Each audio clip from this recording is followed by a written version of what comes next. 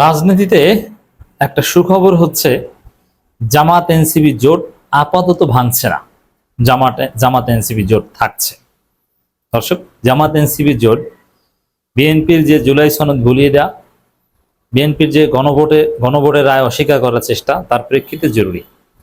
দেখেন, জোট, আমি যে কথাটা বলি, এখন জোট ভাঙছে না, এটা হচ্ছে সর্বশেষ খবর। দুই দলের সিদ্ধান্ত, দুই দলের শীর্ষ পর্যায়ে যোগাযোগ করে আলাপ আলোচনা করে এটা তারা কনক্লুশনে এসেছে যে না, স্থানীয় সরকার নির্বাচনকে ঘিরে কিছু ইখতিলাফ বা দুই দলের মধ্যে কিছুটা কাদা ছড়াছড়ি হলেও ওভারঅল জোট আছে এবং থাকবে, এই বিষয়ে তারা একমত পোষণ করেছে।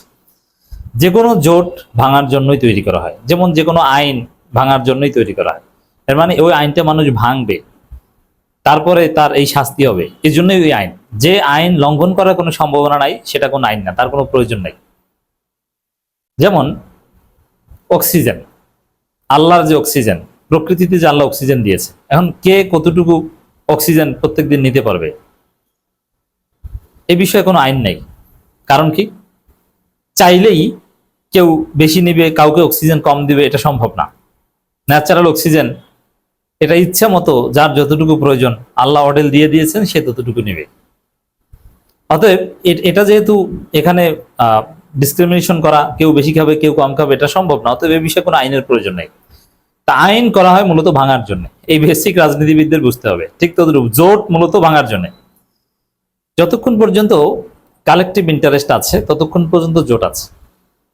কালেকটিভ ইন্টারেস্ট, কমন গোলসের চাইতে বড় বিষয় হচ্ছে কালেকটিভ লাভ আছে। যেমন জামাত যদি কখনো দেখে যে জামাতের ভালোর জন্য কোনো জোটের প্রয়োজন নাই, তাহলে জামাতের দায় থাকে নাই যে এনসিপির জন্য আলাদা জোটে আসন রাখবে। জোট জামাত নিজেই ভেঙে দিবে। এনসিপিও যদি মনে করে যে না, এখন আমাদের জোট ছাড়াটাই বেটার, অবশ্যই জোট ছেড়ে দিবে। জোটের থিওরি এটা।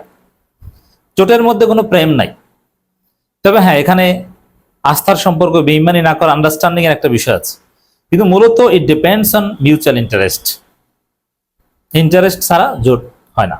অনেক সময় দেখা যায় যে না, এক পক্ষের জন্য প্রয়োজন, জামাত বা এনসিপি যে কোনো একটা দলের জন্য জোট প্রয়োজন, কিন্তু আর এক পক্ষের জন্য জোট না থাকাটাই বেটার, তখন জোট থাকবে না। এর মানে থাক, ওর প্রয়োজন, ও ছোট মানুষ।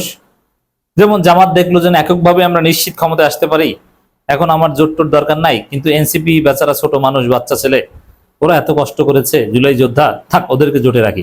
এভাবে জামাত কখনোই ওদেরকে জোটে রাখবে না। মনে রাখবেন, যতদিন পর্যন্ত এনসিপি জামাত জোট থাকবে, জামাত এনসিপি উভয়ের স্বার্থেই থাকবে। যখন জোট ভেঙে যাবে, তখন মনে রাখবেন যে উভয়ের স্বার্থ ফুরিয়ে গেছে, অথবা যে কোনো এক পক্ষের স্বার্থ ফুরিয়ে গেছে। স্বার্থ ছাড়া জোট হয় না। তা এখন common goals, common objectives, common স্বার্থ, এখন তো নির্বাচন নাই।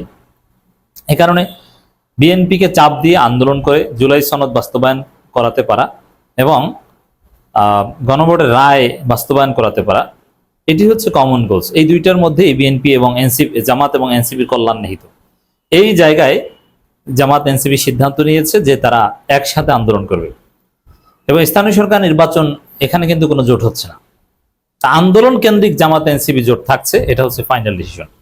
আর এটা এখন জাতির অতীব জরুরি প্রয়োজন। এখন রাজনীতিতে তো নির্বাচন নেই, এখন রাজনীতি হচ্ছে জুলাই সনদ বাস্তবায়ন করানো। জামাত এনসিপির সামনে চ্যালেঞ্জ হচ্ছে, যদি বিএনপিকে বাধ্য করতে পারে জুলাই সনদ বাস্তবায়ন করতে, এটাই হচ্ছে তাদের সফলতা, এটি হবে তাদের বিজয় গণভোটের রায়ের আলোকে। এখন এই প্রয়োজনে জামাত এনসিপি ঐক্যবদ্ধ থাকবে, তারা বলছে।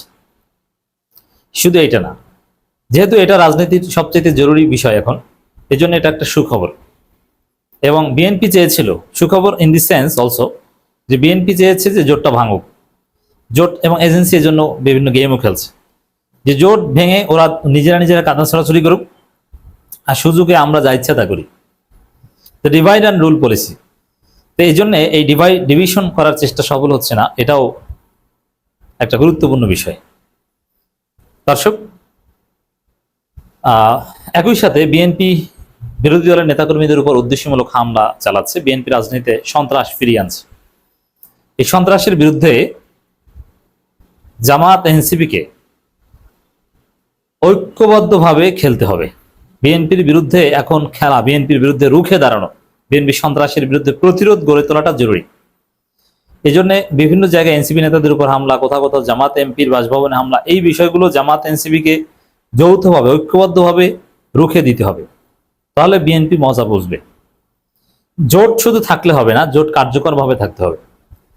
স্থানীয় সরকার নির্বাচন কেন্দ্রিক এনসিপির স্বার্থ আছে জোট রক্ষায়, কিন্তু জামাতের স্বার্থ নাই, যার ফলে কিন্তু জামাত স্থানীয় সরকার নির্বাচনে জোট করতে রাজি না। কিন্তু এনসিপি কিন্তু জোট রাখতে চায় এবং জোটের হিস্সা চায়।